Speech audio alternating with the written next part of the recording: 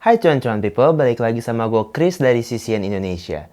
Dalam beberapa waktu terakhir, muncul istilah baru nih selama Metaverse dan NFT yang ramai diperbincangkan di internet, yaitu Web 3.0. Apa itu Web 3.0? Apakah sama dengan pendahulunya Web 1.0 dan Web 2.0? Web 3.0 ini digadang-gadang akan menjadi pesaing teknologi besar seperti Facebook dan Google loh. Nah, di video kali ini, CCN Indonesia akan membahas apa itu Web 3.0 serta bagaimana perkembangan dan pengaruhnya di masa depan.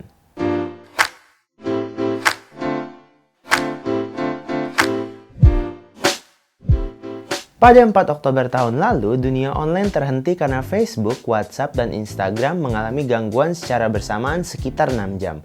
Kejadian ini bukan pertama kali terjadi, tetapi sejauh ini gangguan pada tanggal 4 Oktober lah yang paling parah karena menyebabkan efek negatif yang sangat parah yang dirasakan oleh masyarakat di seluruh dunia. Efek negatif ini terjadi karena ketiga platform tersebut merupakan platform besar yang mayoritas digunakan oleh semua orang, terutama oleh perusahaan dan bisnis yang bergantung dengan platform tersebut. Bahkan banyak perusahaan dikabarkan mengalami kerugian yang jumlahnya tidak sedikit. Nah, adanya peristiwa ini, akhirnya banyak orang menyadari betapa berbahayanya kalau kita terlalu mengandalkan platform berbasis infrastruktur bersama dan platform terpusat. Karena pengguna internet bisa mengakses apapun yang mereka inginkan. Tapi di sisi lain, platform terpusat akan menyimpan data pribadi dari pengguna tersebut dan memonetize data sesuai dengan kategori serta demografi data seluruh penggunanya. Contohnya gini, saat lo ngobrol dengan teman, misalnya kalian lagi ngobrol tentang sepatu, lo juga cek jenis dan harga sepatu tersebut di e-commerce. Lalu pas lo lihat di Instagram atau Facebook, tiba-tiba muncul iklan sepatu dengan merek-merek tertentu. Hal tersebut terjadi karena platform tersebut memonetize data dan informasi yang tercatat di smartphone lo. Jadi iklan-iklan yang muncul di sosial media tadi hasil dari pengkategorian target pasar mereka. Banyak orang ragu dan tidak nyaman karena mereka merasa tidak memiliki privasi dalam kehidupannya. Sehingga orang-orang ini mencari alternatif lain di luar platform terpusat. Di momentum yang tepat inilah muncul Web 3.0 sebagai alternatif dari platform terpusat. Tapi sebelum gue membahas tentang Web 3.0 ini lebih dalam, gue bakal bahas tentang Web 2.0 dan Web 1.0 agar lo lebih paham tentang perbedaan dari ketiga jenis web ini dan apa kegunaan dari ketiganya di kehidupan sehari-hari. Di tahun 1990-an adalah tahun di mana Web 1.0 muncul. Web 1.0 atau bisa disebut dengan web statis adalah internet pertama dan paling diandalkan oleh orang-orang pada saat itu. Mesin penjelajahan ini hanya ada satu set halaman yang berupa web HTML statis yang dapat dibaca dan dijelajahi. Akan tetapi pengguna tidak dapat melakukan interaksi dengan pengguna lainnya. Jadi hanya berupa kumpulan informasi seperti perpustakaan, tanpa bisa memberi komentar atau mengubah informasi yang ada di Web 1.0 tersebut. Bahkan di Web 1.0 ini tidak memiliki algoritma untuk menyaring halaman internet. Jadi sangat susah untuk mencari berita yang relevan sesuai dengan pengguna inginkan. Karena Web 1.0 dinilai mempunyai banyak kekurangan dan pada tahun 2003 dibuatlah versi terbaru dari World Wide Web yang dikenal dengan istilah Web 2.0. Web 2.0 ini adalah mesin penjelajah yang kita gunakan sekarang. Di versi terbarunya ini tentu saja memiliki banyak keunggulan dibandingkan Web 1.0. Perbedaan yang paling signifikan adalah dari segi kecepatan internet dan interaksi antar penggunanya. Teknologi yang digunakan juga pun berbeda. Di Web 2.0 ini memakai JavaScript dan HTML5 serta CSS3 dan lainnya sebagai bahasa pemrogramannya. Banyak startup melihat peluang dari Web 2.0 ini dan membangun platform web interaktif seperti YouTube, Facebook, Instagram, Wikipedia, dan banyak lagi. Dengan adanya platform-platform tersebut, terbukalah jalan bagi kelompok masyarakat untuk memproduksi konten yang nantinya bisa didistribusikan dan dibagikan di berbagai platform serta aplikasi. Bukan hanya menerima informasi, tapi lo juga bisa dapat berkontribusi dalam sebuah percakapan. Hal ini adalah pengalaman baru yang sangat menguntungkan, khususnya untuk memperluas koneksi dan juga wawasan. Berbeda dengan pendahulunya, Web 2.0 ini tidak sepenuhnya gratis. Seperti yang terjadi pada Facebook, Twitter, serta Instagram, dan sosial media lainnya. Platform tersebut akan mengambil data pribadi dan juga mencatat aktivitas penggunanya dengan cara memonetize akun. Dari memonetize itulah, platform-platform ini mendapatkan keuntungan dari para penggunanya sebagai ganti dari semua fasilitas serta layanan yang diberikan dalam platform tersebut. Nah, setelah lo paham kedua istilah mesin penjelajah tadi, sekarang kita masuk ke pembahasan mengenai Web 3.0. Karena banyak sekali aduan akan keamanan privasi data pengguna, Web 3.0 pun dibuat. Web 3.0 ini sering disebut sebagai internet masa depan karena memiliki sifat terdesentralisasi atau tidak terpusat.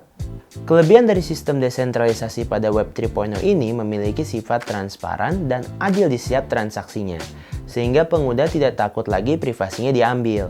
Penyimpanan dari Web 3.0 ini berbentuk database raksasa yang dijalankan di dalam blockchain. Hal ini berbeda dalam versi Web 2.0 yang menggunakan internet untuk mengkoneksikan satu pengguna dengan pengguna lainnya. Jadi bisa dibilang dalam Web 3.0 ini tidak ada otoritas yang mengontrol dan mengendalikan data penggunanya. Semua aktivitas dan semua yang terjadi dalam Web 3.0 tidak memerlukan izin dari otoritas pusat. Fitur utama dari Web 3.0 ini adalah kemampuan ubiquity-nya yang artinya pengguna bisa mengakses Web 3.0 di mana saja dan kapan saja asal ada jaringan internet. Selain itu, seluruh aktivitas tersebut bisa dilakukan di komputer dan smartphone. Oh iya, ada kabar yang beredar bahwa nantinya Web 3.0 akan membuat sebuah perangkat baru yang bisa diakses oleh beberapa aplikasi tanpa perlu perantara loh. Fitur lain yang menonjol dari Web 3.0 ini adalah Semantic Web, yaitu fitur yang memungkinkan untuk menganalisa banyak data dari web, mencakup aktivitas konten dan link yang pengguna cari. Analisa dari Semantic Web ini sangat membantu untuk memahami seluruh aktivitas yang dibutuhkan pengguna. Fitur ketiga adalah kecerdasan buatan AI yang memiliki peran penting dalam memahami dan memproses informasi sehingga dapat memberikan hasil yang lebih tepat serta relevan. Hal ini dibuat untuk membantu pengguna sesuai dengan kebutuhannya. Sebenarnya fitur ini sudah ada di Web 2.0 tetapi masih berbasis manusia, sehingga besar kemungkinan terjadi kecurangan. Contohnya yang terjadi di beberapa e-commerce. Di sana penjual bisa membuat sebuah ulasan palsu dari suatu produk. Hal ini sangat merugikan bagi pembeli yang ingin membeli produk tersebut. Sederhananya begini, kalau lo ingin membeli produk dari sebuah e-commerce, lo akan membaca ulasan dari produk tersebut kan? Tujuan membaca ulasan itu agar lo bisa mendapatkan produk yang baik sesuai dengan keinginan lo. Tapi karena ulasan itu palsu, produk yang datang tidak sesuai dengan yang lo inginkan, atau bahkan malah kurang layak. Nah, di Web 3.0 ini akan menyaring dan menyesuaikan ulasan dengan produk yang dijual, sehingga dapat memfilter dan menyediakan produk yang terbaik kepada penggunanya. Fitur lainnya adalah yang dikatakan Spatial Web. Karena di dalamnya memakai grafik 3 dimensi, di fitur ini pengguna akan merasakan pengalaman baru seperti benar-benar berada di sana. Fitur ini dinilai sebagai bentuk dasar dari metaverse. Jadi pengguna bisa melakukan kegiatan atau aktivitas yang dilakukan di dunia nyata seperti bekerja, bermain, dan bersosialisasi tanpa harus pergi ke tempat yang dituju tersebut. Fitur ini menggabungkan teknologi blockchain dengan jaringan terdesentralisasi node peer-to-peer sehingga bisa menciptakan seluruh realita kehidupan nyata ke dalam dunia virtual. Untuk mendapatkan pengalaman tersebut, pengguna hanya perlu mencari pada kolom pencarian dan nantinya akan masuk ke dalam grafik 3 dimensinya dan mengarahkan kamera ke berbagai arah untuk berinteraksi dan melakukan aktivitas yang diinginkan.